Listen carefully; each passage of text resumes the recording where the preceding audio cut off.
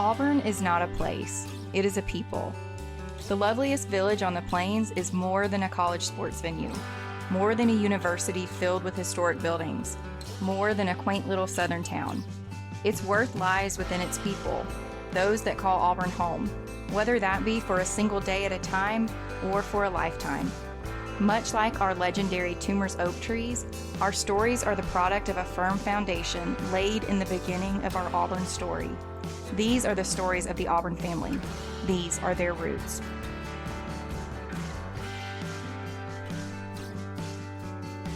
War Eagle Auburn family, and welcome back to Auburn Roots. This is our journey of sharing and exploring the stories of your Auburn family members.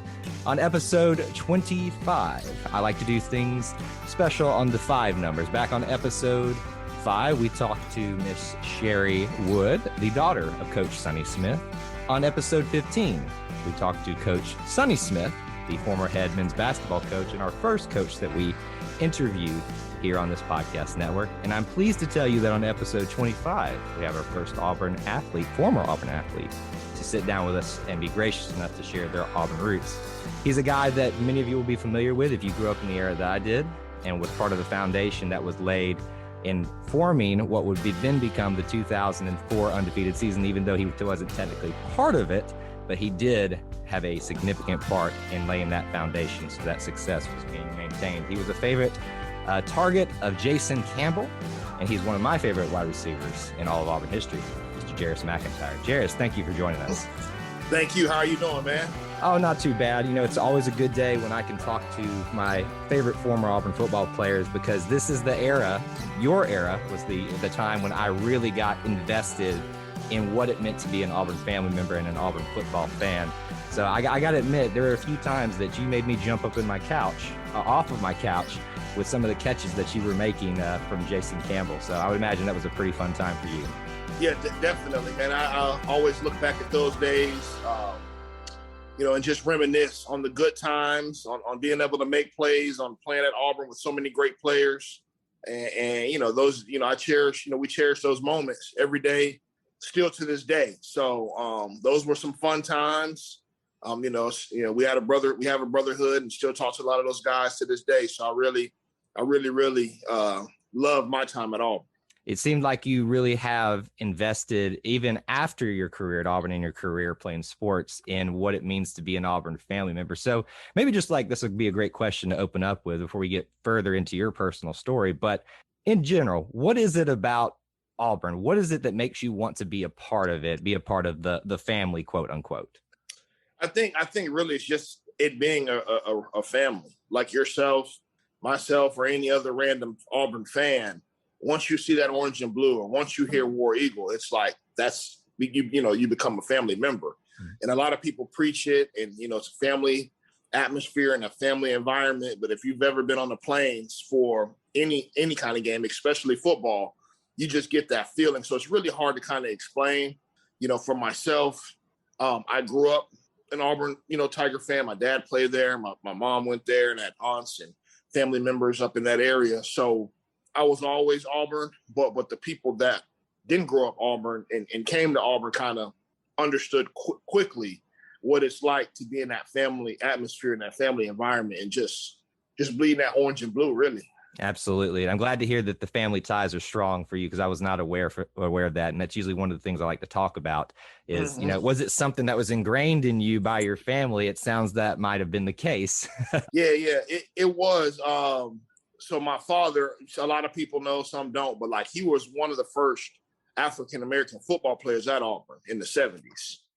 And when he left the school, he was the all-time leading rusher before Bo Jackson and, a lot of the other Auburn greats came through. He was the all-time leading rusher. So when I was born and growing up and through the 80s and 90s, it was all Auburn, even though I'm from Tampa, Florida, and grew up in Tampa, Florida. It was always War Eagle. It was always Auburn. I would be going to games, like I said, in the 80s and the 90s, and just grew up watching Auburn. So the family ties are definitely there. My dad met my mom at Auburn. My mom's sisters went there, through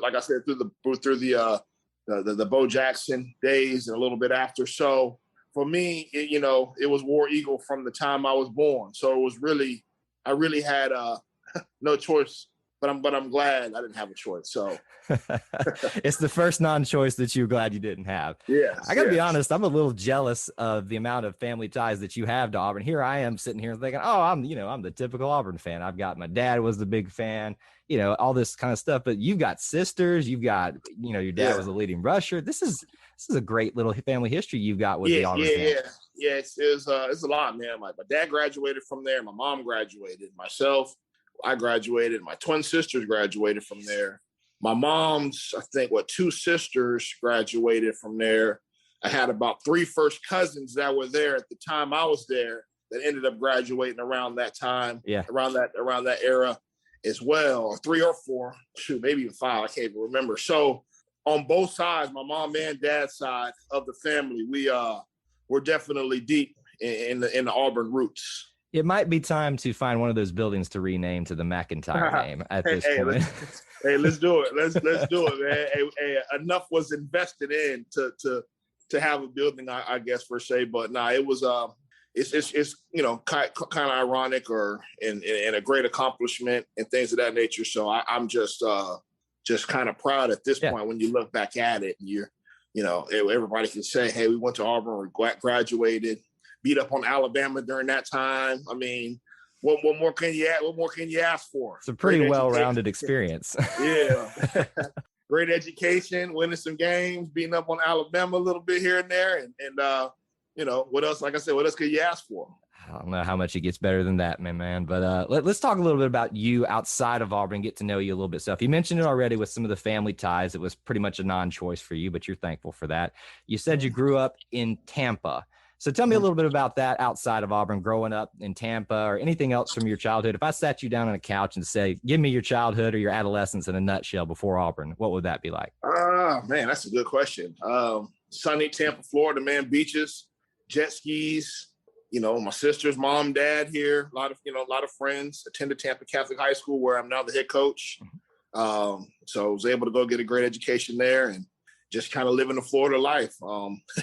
I guess springtime year round, which was always great growing up, being able to go to the beaches and in the lakes and be with family members. And occasionally I had some summers up in Roanoke, Alabama, where my grandmother is from, and Montgomery, Alabama, where my dad's parents live. So like I said, Tampa, Florida, man, just the Sunshine State. Was always out here on the grind, played baseball as well. So was able to kind of play sports year round and just, love my family and live our best life now here in the Sunshine State, really. See, I think that's something that people aren't aware about you. Obviously, we know you for your time with the football program and what you've done with that at Auburn and beyond that, but you were a baseball guy as well growing up. Was there ever a chance that you thought, hey, I might do this at the next level? Yeah, it was really close, man. As my senior year approached, I was still kind of figuring out which one I wanted to do. A lot of people said I was even better at baseball. I love football. And as I told you earlier, it was always a dream to play for Auburn and to play professional football. So I really think that kind of took over everything when in reality, I maybe could have went the baseball route or maybe tried to do both, which I know would be kind of grueling at the college level. So looking back at it, I fulfilled a dream of playing at Auburn football and get drafted to the National Football League. But I still had that love for baseball, and I think I was pretty good at that. There's been few players that have been able to make that bridge that gap from doing football and baseball. Bo Jackson's obviously the big name there. Frank Thomas for a time as well. Right now, John Samuel Schinker, if I can say his name correctly, it's a tough one to say. Oh, so he is playing baseball now too? That is my understanding. And I believe when I was listening to the radio broadcast, I heard his name called. I was like, there he is doing it. So I appreciate the fact of how much you have to do just to be a football player or any sport, but to do a dual sport, that's an incredible task to do. But what position would you have played in baseball? I was an outfielder, center fielder, left fielder. Played a little bit of right, but I was mainly center field, left fielder, kind of leadoff batter type, a little bit of power, but was, on base, stealing bases, and, on base percentage was pretty high. Just was always my thing, just getting on base and trying to get runs. So Yeah, I would have loved to have seen you out in that outfield there, out next to the Green Monster. Yeah, definitely. I look back at it, and I still go to our games now at Tampa Catholic and watch those kids a little bit here and there. But yeah, it was some fun times. I just felt like the sport of football was more active, and I don't know if I had ADD. I don't know if I was, but I don't know. I was a little more moving around, couldn't be in one spot for a long time kind of kid. And I just always felt like football, I was always moving. It was always active. And I was like, whereas baseball's a little slower. And I just kind of not lost interest, but just wanted more action. And I felt like the football route was a lot more action than baseball. Yeah, they're both very complicated games, and it takes a special type of player to be able to do one of those things, but to do both of those things can be challenging because they're just very different in the cerebral aspect of the game. There's a lot more action, like you said, in football, where you've got to be on it. And baseball's a lot of mental patience. Exactly. Yeah, because even at the plate, like you want to be patient, but I was the type that I wasn't. I just would want to hit the ball. I wasn't gonna sit there and let the count get to 3-2 or 3-0. I'm gonna probably have swung at a ball, before I sit up there for 5 minutes at plate. So, but it was fun and I was good at it. And maybe I could have played it or maybe should have played it. But at the end of the day, I never look back and say could have, would have, should have, because I was able to play for Auburn and make it to the NFL. So. Absolutely. Well, before we move on to maybe how you got to Auburn, and we kind of know a little bit about that with your family ties, what about the Tampa area? What about being like an Auburn fan in that area? Were there a lot of Auburn fans? Is that something that was kind of scarce being down there? Well, this is Gator Nation, I'll say. You got the Seminoles around here and there, but it seems like it's Gator Nation with Gainesville being an hour and a half. But now in Tampa, we have a big Tampa club, and we've had that before. So there are some Auburn fans, and there are some kids that do go to Auburn from the Tampa Bay area, just regular college, students, non-athletes. So there is a base in Tampa, but this is more so, I would say, Gator Nation around these parts. But there are some Auburn Tigers. You'll see some Auburn tags. We're always honking War Eagle when you see an Auburn tag. And that's why I said it comes back to what you're saying with the family. Like, even down here, if you see an Auburn tag or they see your plate or or license plate, whatever it may be, they're going to honk or let the window down, War Eagle, whatever it may be. So I feel like that's just nationwide. If you're when I was up in Kansas City, I would see that. Of course, in Atlanta, Georgia, or wherever I'm traveling, if you see Auburn plates and tags and you guys kind of see each other, it's always a War Eagle or fist pump or whatever it may be, Well, I want to ask this next question, but I want to also be diplomatic because I know you're a high school coach now, and I know you got to maintain relationships with colleges and stuff like that. But which university in the state did you have most fun with as an Auburn fan? Was it Florida State, or Florida State? Florida State. Okay. See, for me, I'm gonna be honest. Like coming out, I had a couple of my teammates. One of my teammates went to Miami. One of them went to Florida. So I kind of, before I got to Auburn, kept up with Florida a lot. I would say they're my second SEC team. And then Miami was loaded. It was the U. And I respected Florida State, but I feel like the Florida State fans jaw a little bit. Yeah. I think they might jaw, they're not Bama or the Georgia fans, but they jaw a lot. Yeah. So I just think for whatever reason, anytime I'm in some kind of back and forth with a fan in Florida, it's probably a FSU fan, I think maybe because in 2013 they beat us, and that's the last time we played. Mm-hmm. Whereas Florida, we beat Tebow a couple times, and they kind of have the respect back and forth because they beat us, we beat them. In Miami, we really haven't played, so they don't really jaw because they know SEC is the best conference. But when it comes to Florida State, I don't know, it's something different. So I would say FSU. UCF a little bit after they beat us too, national champs and all that crap. Like, I had a little bit of that. But they weren't that bad. The FSU, I would say FSU are the worst. I was about to say, I was wondering if UCF was going to come into the equation at any point in this, because they've become a little bit more relevant with recent events too. Yeah. Some feelings there all the way around. But that's cool. I think we got a good perspective of you, growing up and stuff like that. And as we talked about, you said there was not much of an option outside of Auburn. And before you make the decision to go there, was there ever any other school that had a chance, or if there was another school that you considered? Yeah, I was close to going to Miami, actually. Speaking of yeah, because I had at Tampa Catholic, we had a couple guys the years prior signed with Miami, and they were recruiting me pretty hard. And that's Tuberville was just coming in as Bowden was leaving. So I had a relationship with Miami, a better relationship, and they were recruiting me pretty hard. And I was supposed to go into Miami. So Miami and Florida were the other two, I would say. But once Tuberville got in and got his staff and they started recruiting me, the new staff started recruiting me, I was still locked in and all in with Auburn. Tell me a little bit about Coach Tuberville, because, I've met him a few times and, I have some fond memories because he's the coach that was there when I was really solidifying myself as an Auburn fan. But tell me a little about him and what it was like being coached by him. He recruited me. He gave me an opportunity. We won a lot of games. So I can't really say we beat up on Bama, like I said early in the podcast. We won the West, and, I was a captain. He honored me to be a captain my senior year. And like I said, gave me opportunity to play for Auburn and help me fulfill a dream. He engaged with his players somewhat. As a coach. So, nothing really bad to say about him. Like I said, he won a lot of ball games, went undefeated that, like you said, in 2004, and we won the West in 2000 and went on the road, a streak of beating Alabama pretty good for some years. So, he was successful at Auburn, definitely. And he gave me an opportunity to play for the Auburn Tigers. So being a student athlete, you come to Auburn, you've got the family ties here. Help us understand, for those of us that aren't student athletes, what that balance is like for you. Day one, you get on campus, like help us kind of see that through your eyes a little bit.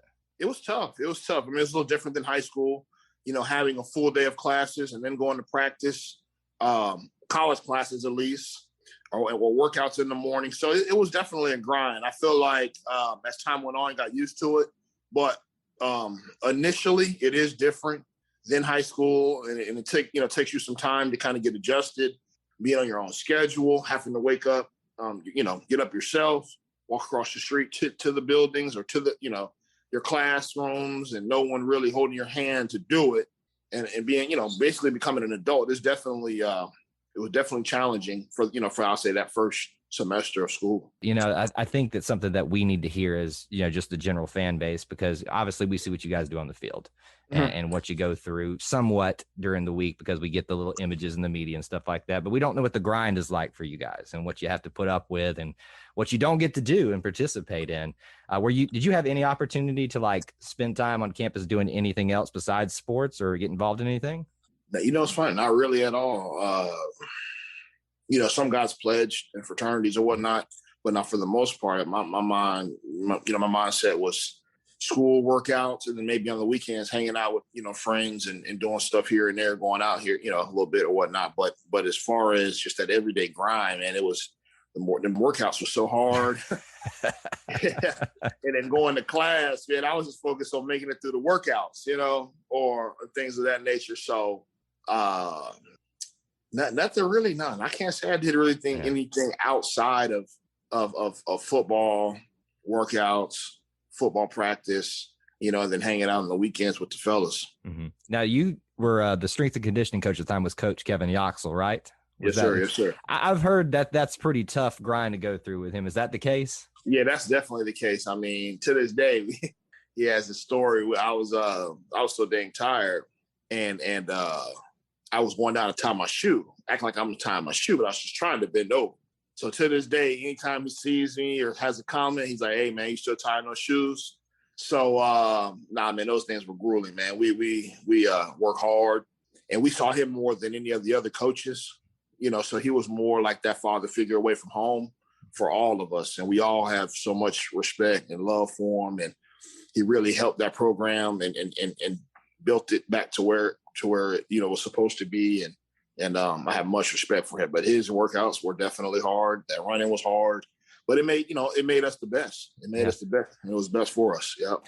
You don't see fans getting too excited about when there's a new strength and conditioning coach hire. And I don't think people understand how important of a hire that is, not just from obviously strength and conditioning, but as you just said, the relationship aspect. You saw him probably more than any other coaches, spent more time with him. So I think that's something that fans could probably hear this and take away and say, hey, the next time that, you're hearing something about the new strength and conditioning coach, be appreciative of that. And that's a very important hire for the head coach that's coming in, especially for new coach Brian Harsin. Yeah, it definitely is. No, it definitely is. It's a very, very important hire.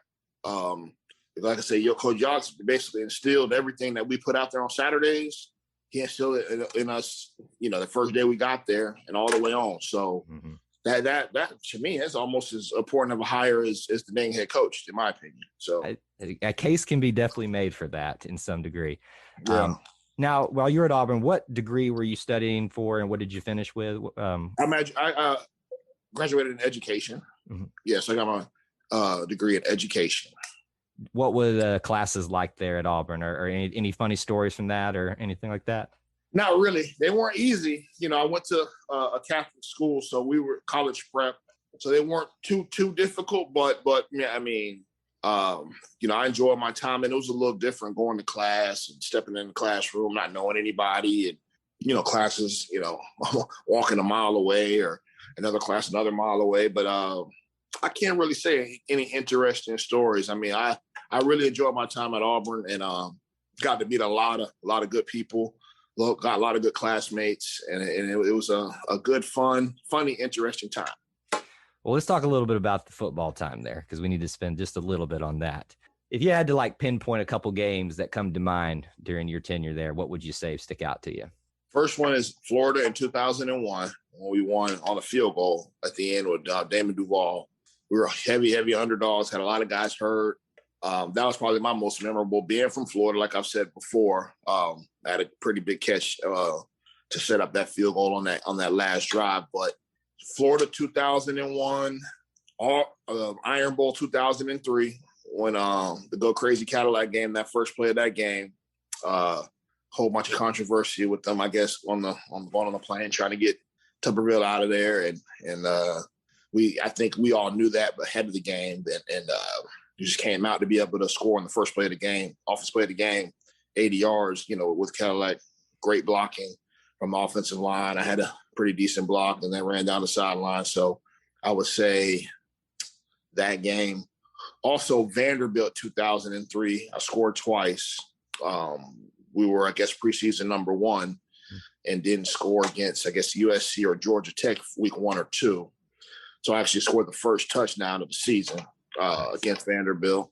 So I think that was a very memorable moment for myself in that season to get us rolling, to build momentum for that 2004 season. Really, I would say those three, and probably the Wyoming game, which because it was my first game in 2000, just being able to run out of that tunnel like I dreamed about, and seeing those 85, 90,000 people screaming, Thursday night game on ESPN. I would have to say, if I had to say, man, those games were, I had, big time memories just because we won all of them. And, each one had a special moment to me. And I think I would also say the Wisconsin game in that 2003 season, going into the 2004 season, to build the momentum. It was a hard fought game against a good Wisconsin team. And I had a couple big catches that game to end my career. So, those 3 or 4 games I would have to say are my moments that I kind of cherish at being at Auburn, along with a whole bunch of others. 9/11 happened, and we ended up flying to Syracuse as a team, and got to go out to USC, play Southern Cal, all the way across the country.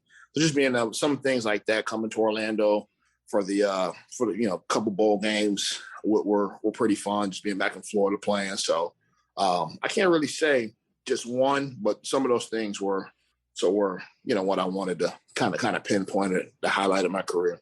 Let me ask the opposite side of that. Any of the bad ones stick out to you? Yeah, the first one's Ole Miss 2003. We were basically driving to win the game, and Ben Obamano, I don't know if you remember that game where he had that big drop. That was man, bad. I still think about that to this day. That was definitely one of, just because he had a hell of a game. My great friend, he really, really smart dude. It just sucked that happened at that point for him. Right. And then I feel as in the next play, they threw one up. There's a couple guys around, but I still be like, I could have pushed somebody off and tried to make a play to save the day or whatever. But that one definitely is one. Another game, I think 2002, the year after we beat Florida, we went back down there and lost, I think, by a field goal. They blocked a field goal or something like that down in the swamp. But I would say those two games, just because we're so close to winning, and it could have built momentum for the season and whatever it may be. But I think those two games kind of suck when it comes to just thinking back. But they were good for hard-fought ball games. Yeah. And just like we won a lot of the close ones, we lost a couple close ones. Georgia, 2002 maybe. They threw one up to the dude Michael Johnson at the end on the Hail Mary. That might have been, that might have been 2002. That was a tough one. We had that game in the bag too. So those three, and those are the real close games that you'd be like, as an SEC player, could go either way, and it doesn't go your way that day, you'll always remember, you know.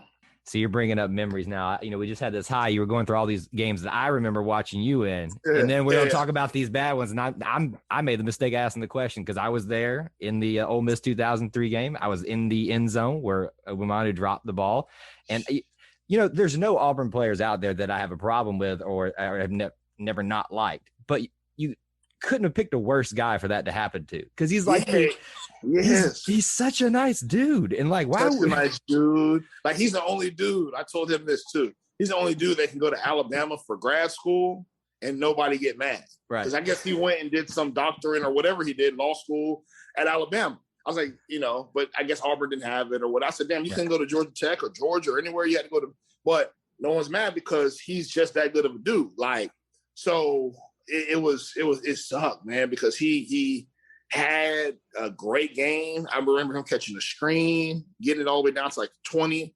I caught a couple out routes to get us down to about the 5. I remember like yesterday, but like I was just telling him, don't worry about it. You made so many plays, we wouldn't have been in that position that day. But that would probably be the worst. Yeah. And even though just because it wasn't me, but it was just like I felt so bad for him at that time. But I would say those were the moments that you always remember too. Yeah. And that's part of being a football player or a coach or anything else in competitive sports, that you're going to win some, you're going to lose some. Hey, Auburn fans, I want to take a quick timeout from this episode to bring your attention to something very special. Here at the E2C Network, we pride ourselves on bringing you the best content for Auburn fans out there.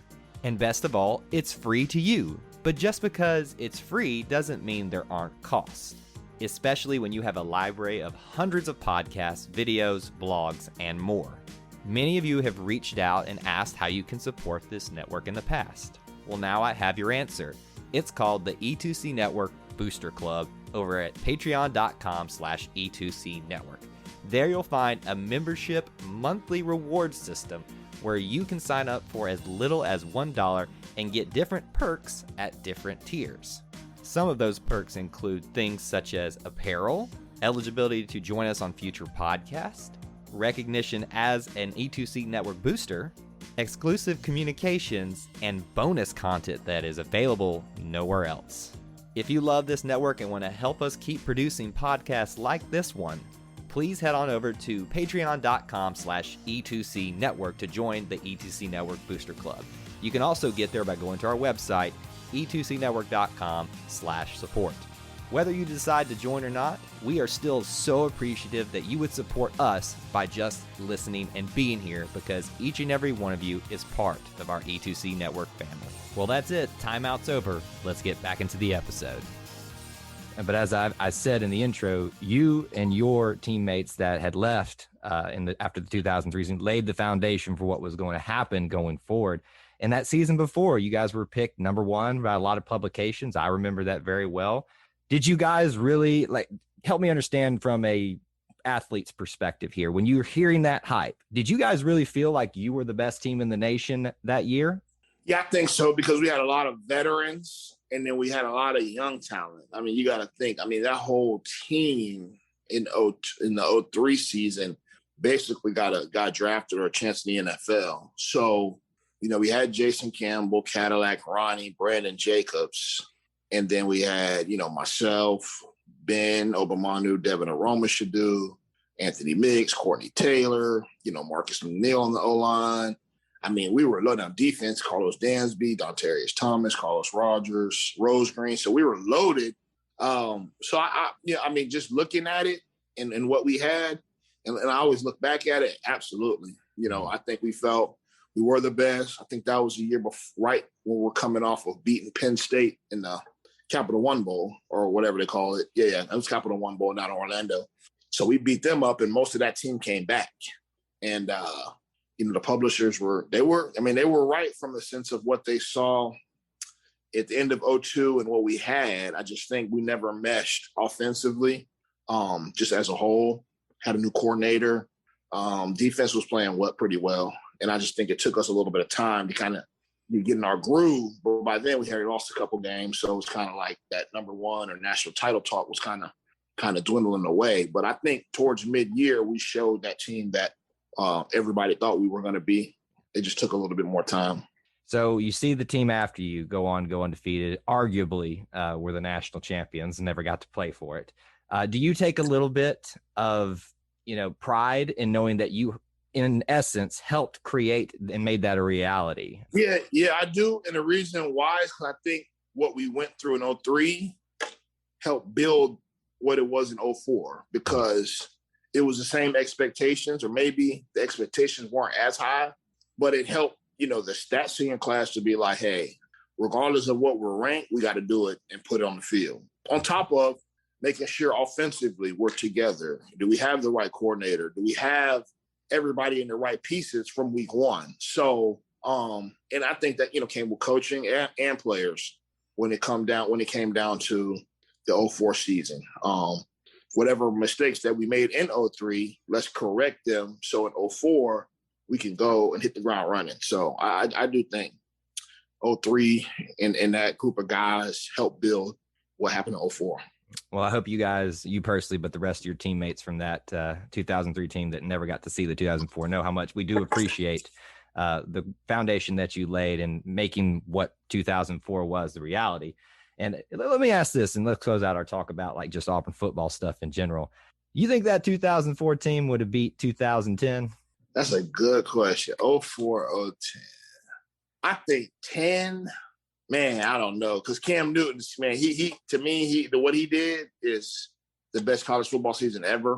Mm-hmm. And then they still had Nick Fairley that would always come up with a play. 04, though, I mean, man, they had that defense. I can't say. Only reason I would say 04 is because those are my friends from 04. Of course. But the fact that Cam Newton was playing for Auburn, man, I don't know. Because that dude was ridiculous. I mean, they were scoring 60 at times. Right. And regardless, I know we had that defense, but man, the way they were scoring, I don't know. I'm so proud of both of those teams. And, I hold them both in high regard, but I got to tell you, that 2004 team holds a special place in my heart. And I can feel like I could make a pretty strong case that they would have won in a head-to-head matchup. And the only reason I say, and I would say the determining factor would be defensively. Exactly. We're so dominant. And offensively, the game was different, but we still were pretty dominant because we had, 3 first-rounders in the backfield with great receivers. So, I mean, we were going to score too. Yeah. In 2004. So. Well, I appreciate you sharing some perspectives about being an Auburn football athlete. So let's talk just a little bit about your time after that. You go into the 2004 draft. You get taken in the 6th round to the Kansas City Chiefs. What's that experience like? Not many of us get to go through the NFL draft. What was that like? It was fun, man. It was good. I'm glad I got drafted. At times it was stressful waiting to hear your name called, but once it was called, it was great. I got drafted by Dick Vermeil, legendary coach, and my time was fun. I really, really enjoyed being able to experience the National Football League. So anybody that can make it, shoot for it, try hard, but it may not last long. So you better have something, that you want to do afterwards. So all these young athletes, you better know, because even if you're there for 2 years, 3 years, 5 years, at the end of the day, you're going to have to fall back on something. So have that education and have your mind, ready for something else once it's all done. But like I said, the time there was great. The draft process was fun up until draft day when you're waiting and you're not knowing. But once it's called, it's amazing feeling. I'm a big fan of Coach Dick Vermeil. So when I saw one of my favorite players going to one of my favorite NFL coaches, that was a big day for me. I'm not going to lie. When I played the NFL video games, I put you on my team every time and ran around with you a lot. So that was always fun to have you on my little virtual teams all the time. Definitely. Any big moments in the NFL? I know your time wasn't super long there, but that you had? I would say, maybe scoring against the St. Louis Rams, getting up and Gronk spiking it before Gronk spiked it. I don't even know. He probably was a little kid at that time, 05. But yeah, I would say that probably my touchdown on a go route against the St. Louis Rams, Coach Vermeil's old team, was probably like the moment I could say, yeah, I'm here, I made it type deal. But I would say that one was definitely it. Now, I got to ask you about playing in NFL Europe, because I forgot this was a thing. What's that like? Is that different from the NFL, or is it just football? It's for the football, as far as the rules are the same. It's really fun, actually. I mean, they blow whistles in the crowd. It's kind of strange. Like, instead of, clapping their hands, they'll blow whistles. You don't know if it's the official or the fans, but man, it was really fun. It was a 10-week deal. Once I got allocated by Kansas City, go over there in the offseason for 10 weeks and play 10 games and a little playoff and I guess the World Bowl, but it is really, really fun. I wish they still had it for the guys who, were on the fringe or wanted to get reps. Because what happened with me, my rookie year, I got hurt. Mm-hmm. So a lot of time I was out for a lot of time. So they kind of wanted to get me back into, get back going. And that's why they sent me over to Europe. And I wasn't happy about it. But once I got there, I was like really, really happy that I was here. It was fun. The weather was good. We ate good. I mean, just seeing all the different places in Europe, it was really, really a great experience. And the football was fun, man. It was competitive as well. Now, you played for the Rain. Is that how it said? Rain Fire? Ryan Fire. Fire. It's okay. It's in Dusseldorf, Germany. But then they have like the team in Cologne, Amsterdam, Frankfurt, Hamburg. So we were able to go see when we played each team different places. So it was really, really, really a fun experience. So you have just been all over the place. A kid from Tampa, Auburn legacy, comes to Auburn, gets to travel around the country with that, gets to go to the NFL, then goes overseas and plays. You are well-rounded, my friend. That's pretty good. Yeah, it was pretty good, man, especially with how the world is now, with things are going on. Like, looking back at it, I was able to experience, other countries, a lot of cities, different places. Like, looking back at it, really, cherish every moment and just feel extra blessed to have been able to be a part of that and be around it, Did you ever have any War Eagle moments overseas? It was an Auburn fan. It was some Auburn fans all the way over there. Yeah. And they knew I went to Auburn, asked for pictures, War Eagle. Absolutely. When I was in actually Cologne and then Frankfurt, I guess we have a base over there for the military. So a lot of Americans over there, but some of them were from Alabama, and I got to link up with them, and they were all Auburn. A couple of them remember when I was playing, because it was like the year before or whatnot. So it was pretty cool, man. All the way across the world. Yeah, it's interesting what the sport of football will take you to do some different experience and things like that. Sounds like you've had a great time there. Let's talk a little bit about you now. You've already mentioned that you're a Tampa resident. You are a head coach at Tampa Catholic. You went from athlete to coach. Any different perspectives now that you're looking at it from this side? Yeah, a lot, man. Now you can see why the coaches are how they are, why they're always consistently on you, being on time, attention to detail, just everything as a player where you wonder, why is the coach so particular about, now as a head coach, you see it just because you want to know, just because to have everything ran right, everything needs to be scheduled and being, I guess, fine-tuned in the right spot at all times to help it all go, Yeah, I would imagine, some time now removed from playing days and being a coach, you've definitely got some different perspectives on that. And, so you're a head coach now. What were you coaching before? Were you a positional coach before head coach? So I started off coaching youth football as a head coach for like 14-year-old kids, so middle school. And then I ended up taking over as a receiver coach at my high school that I am at now. Yeah. And I was there 3 years and then got promoted to the head coach once the previous head coach took a college job. Awesome. So You ever show any of those wide receivers you have there some of your game tape and say, y'all can't beat this? Yeah. I show it to them. Yeah. Or I may post something on Instagram here and there and just show them like, man, all this y'all doing is saying that you can do. I've been there, done that, and probably was better than y'all. So listen, that's the easiest way to put it. Well, no, I would hope that you do that because you had some great highlights there. I always remember you running down the sideline with Cadillac there. And I think one of the most underappreciated things that a wide receiver these days doesn't pick up on is the ability to block. And I know it depends on the offense and things like that. And if you can throw a mean block as a wide receiver, you will win a lot of respect. Yes. And we did a lot of that at Auburn. Therefore, we got good at it. So I always kind of tell my receivers and guys, when you don't have the ball, block your butt off. Because, you'll earn some respect. Absolutely. So now you are a head coach. You've time removed from the game and as an athlete, and you've come back to Auburn a few times. What's it now like being removed from that sense and kind of just being part of the Auburn family, the general fan base? Do you come to games that often? Yeah. It's been cool. It's been fun, man. I watch all the Auburn games. I keep up with all the recruiting. Coaching changes, guys we're bringing in. Transfers we're getting. So I keep up with it just like a normal fan. And it's really at times been fun and exciting, and at times been kind of upset and frustrated. But I think that's part of honestly being a college football fan, I would say, in the SEC for the most part. I mean, some places, better than others, but I would say, man, at the end of the day, man, if you compete in the SEC, you're going to win some, you're going to lose some. And I know Alabama has been on a roll, but I'm just saying for the most part, it's going to be like that. Fan bases are going to be, I guess, passionate one way or another, one way or the other. But yes, sometimes it's been exciting, sometimes it's been frustrating, but I'm Auburn to the core, so I'm rocking with it. How we are, good or bad. Absolutely. That's the only way to be as an Auburn family member. Well, I think we've gotten a good perspective of your Auburn roots, where you've been, how you got there, and your time since then. What I'd like to do now with you is have a little fun and do a little Auburn questionnaire. It's about 12 questions, this or that. Pick your favorite type of this.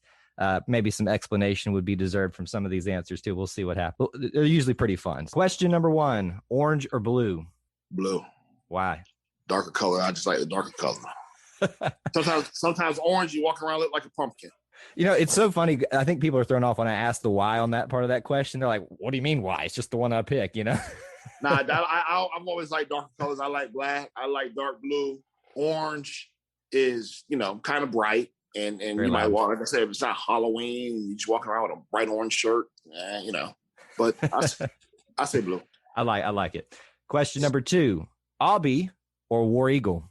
War Eagle, because it's just amazing what that eagle can do and drop to the middle of the field at the 50-yard line before kickoff. Real quick, let me take a quick aside on that. As a player, did you ever get to watch it flying down, or were y'all always in the tunnel? I didn't see it until at a game setting until I came back, because we're inside. Right.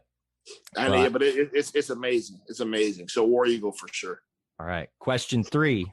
What's your favorite part of the Auburn fight song? Word, phrase, whatever. I know you got to run it through your head real quick. Dang. Ever to conquer, never to yield.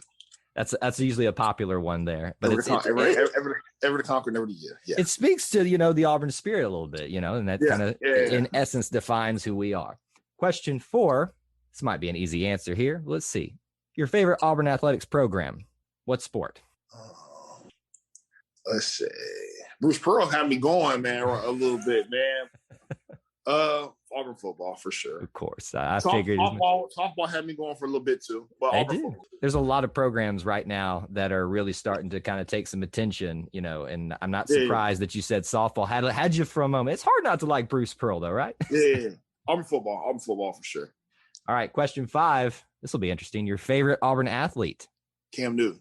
Hands down. It's hard to beat that one. Growing up, Bo Jackson. I never saw Bo Jackson play in orange and blue except for the highlights. But I got to see Cam Newton play, I guess, 13-0 or 14-0.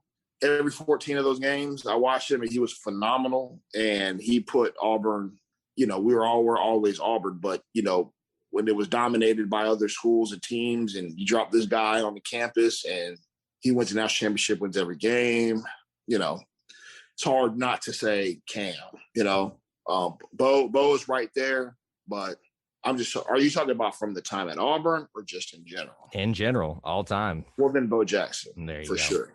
It's hard Bo to pick Jackson for sure. I thought you meant as an Auburn fan and watching, I was going to say Cam Newton.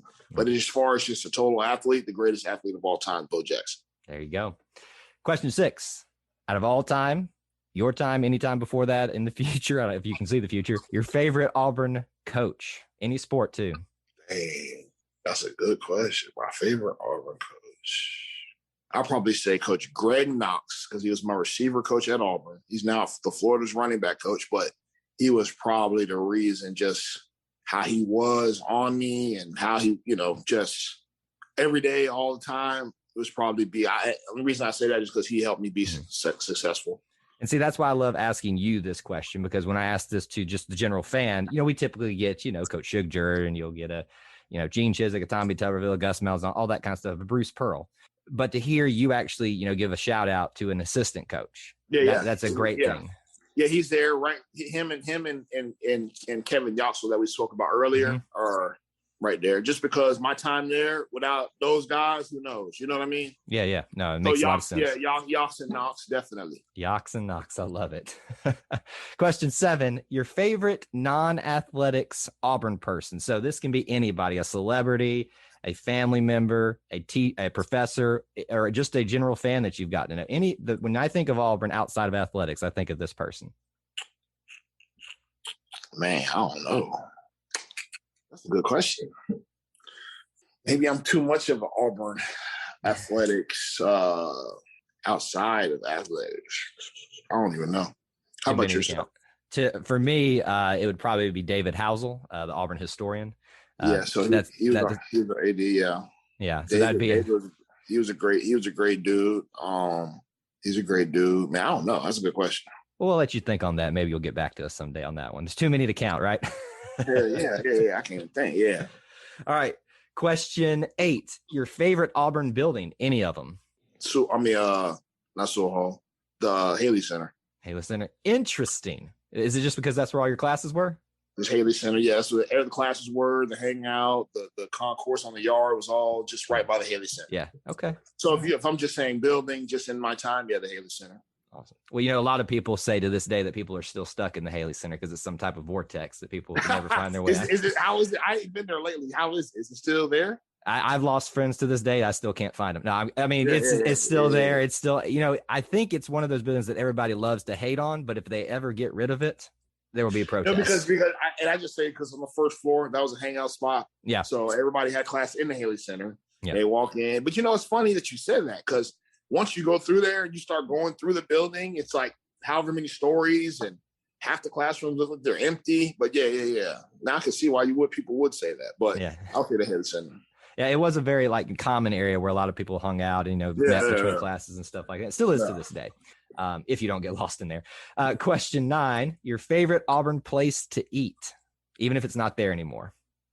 What's the place with those big old hamburgers? Oh gosh. Is it Cheeseburger? Is that what we're thinking of? Cheeseburger.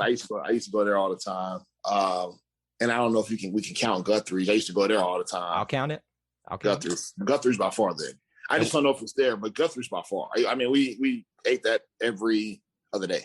Are we talking the Guthrie's on Opelika Road right there at the corner, or the one at the gas station? I'm talking about the one. It's like around the little. It's not at the gas station. The other one. That's it used to be right on like Opelika Road, like you're going to go to the mall. Like that's it. Roundabout. Okay, that one. Yeah. I lived right by that one. I frequented that one myself. Okay. Yeah, me too. All right, only 3 questions left. Number 10, your favorite Auburn tradition. Tiger Walk. The Tumor Corner deal is kind of, it's kind of cool too. But I would say Tiger Walk for sure. Number 11, your favorite Auburn memory. Probably scoring that first touchdown against Vanderbilt in 03. Between that and that first play of Iron Bowl 03. But I would say that first touchdown, just because it got the monkey off our back and we got on the roll. It was the weight was lifted, I'm sure, for yourself and your teammates, but for us as fans as well. Yeah. Yes, I would say that. All right, last question. Describe Auburn to me in one word other than family. I know I made this one harder for people. Auburn, one word, but not family. I don't know. Dang, you got me on that one. Just joyful. We have not had that one yet. Joyful. Because anytime I'm on the plains, it just feels everybody's happy. Yeah. Even sometimes after a loss, it's War Eagle, everybody walking around, and it's like a joyful just environment, place to be. See, you were worried about giving that answer. You gave a great one. We have not had that one yet. Joy is joyful. It is joyful, and I tell people that to this day. Black, white, purple. Whatever your race is, whatever your beliefs are, it's like when you're on campus, and more so for game days on Saturdays, it's just like it's just joyful. Orange and blue is all that matters at that point. Yeah. All right, as we close out, with you sharing your Auburn roots for us, if you had a final message or anything that you wanted to say to your Auburn family, what would it be?